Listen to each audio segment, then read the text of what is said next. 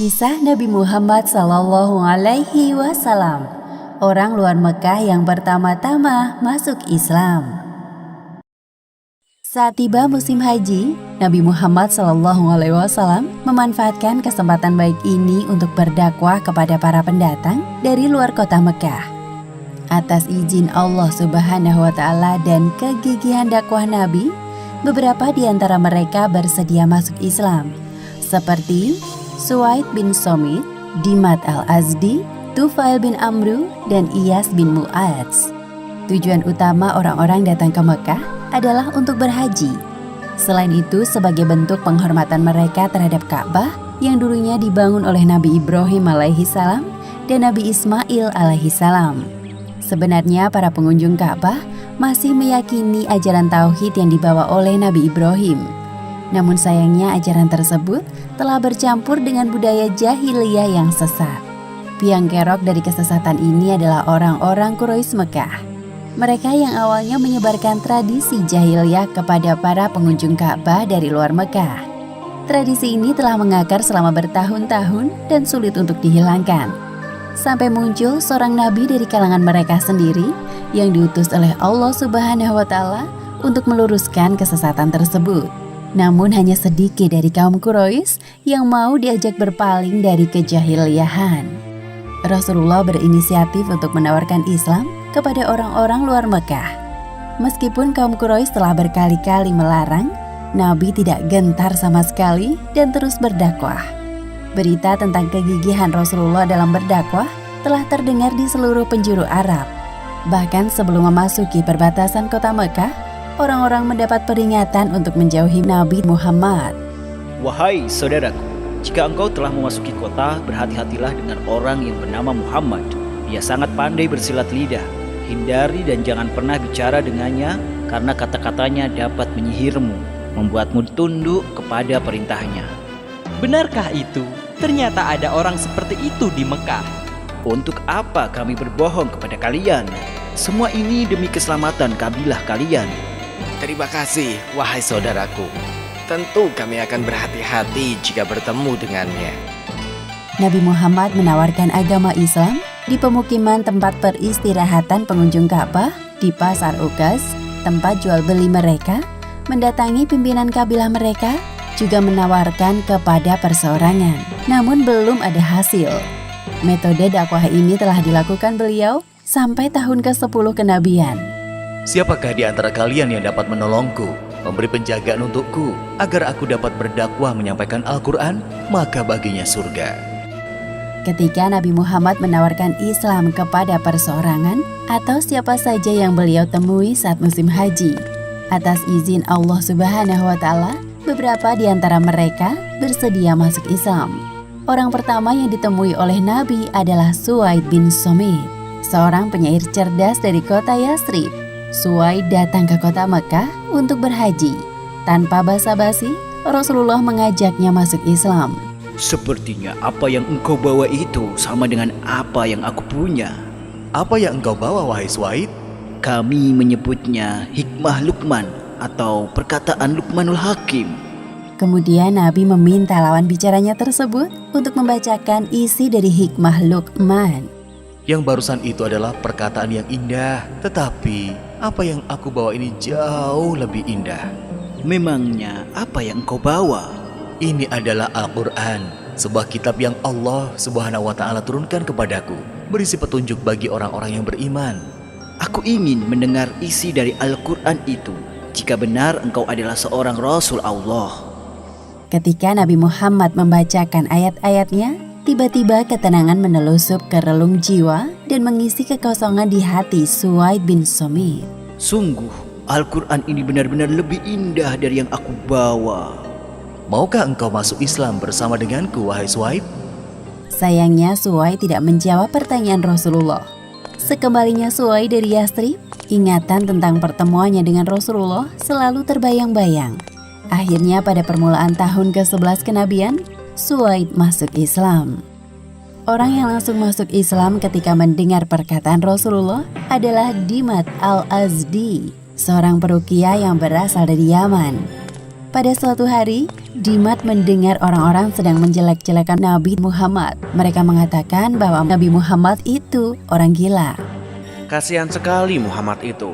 Andai aku bisa bertemu dengannya pada musim haji tahun ini, aku pasti bisa menyembuhkannya. Dimat al-Azdi terkenal dengan pengobatan hembusan angin. Ketika tidak sengaja melihat sosok Nabi Muhammad, Dimat langsung berteriak. Apakah engkau Muhammad yang sering dibicarakan orang-orang itu? Ayo, ikutlah denganku. Aku akan menyembuhkanmu. Nabi Muhammad terkejut dengan Dimat yang tiba-tiba menegur beliau. Ya, aku Muhammad yang mungkin sering Anda dengar dari orang-orang di sini. Tenang saja, wahai Muhammad. Aku ini tabib yang hebat. Aku dapat menyembuhkanmu dengan hembusan angin yang telah aku pelajari selama ini. Pasti engkau ingin sembuh dan kembali normal, bukan? Nabi Muhammad tidak menyangka bahwa orang yang berada di hadapannya ini benar-benar menganggapnya sebagai orang yang tidak waras.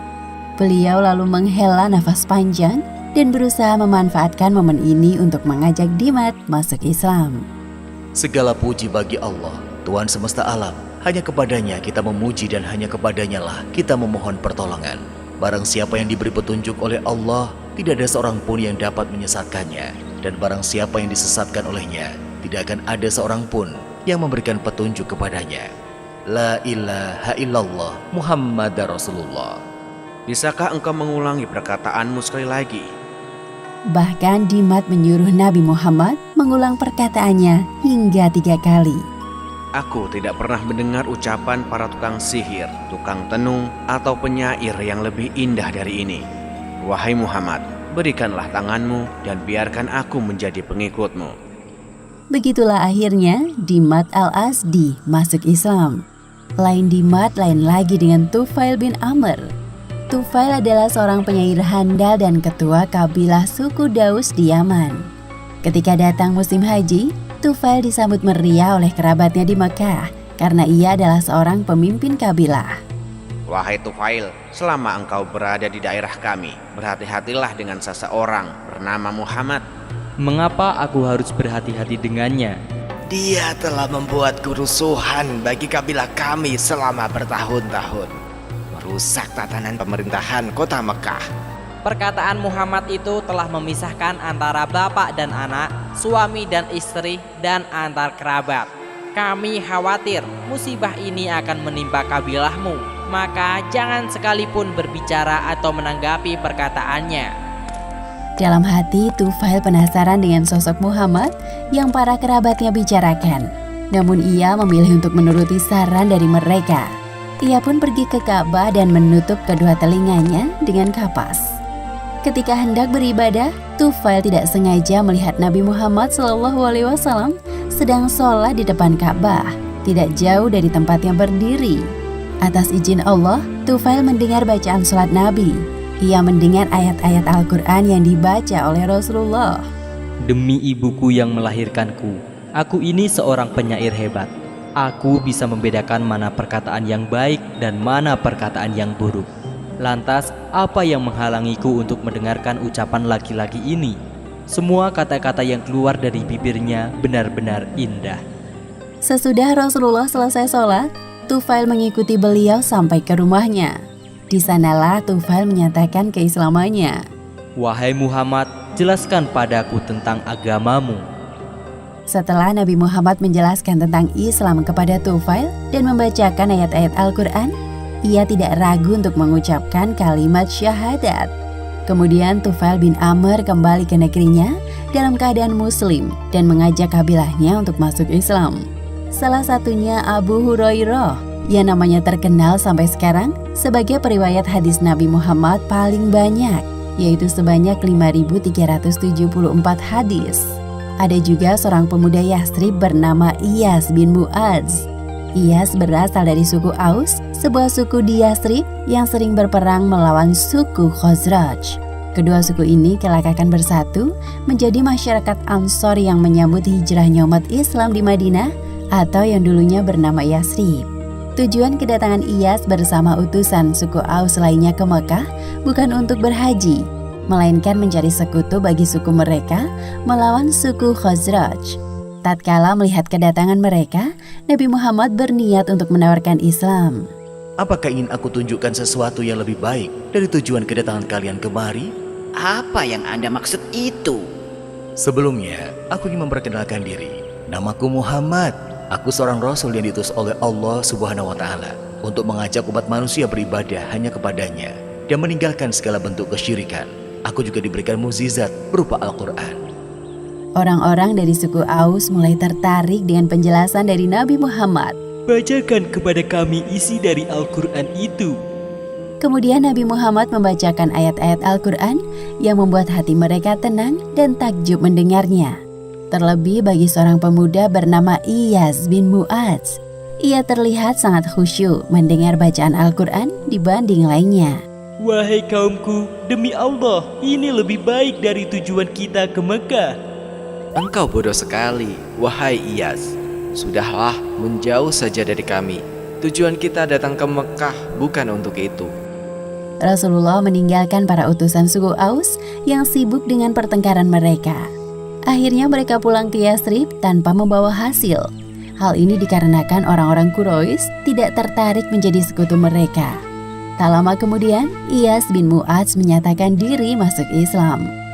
Demikianlah akhir kisah orang luar Mekah yang pertama-tama masuk Islam.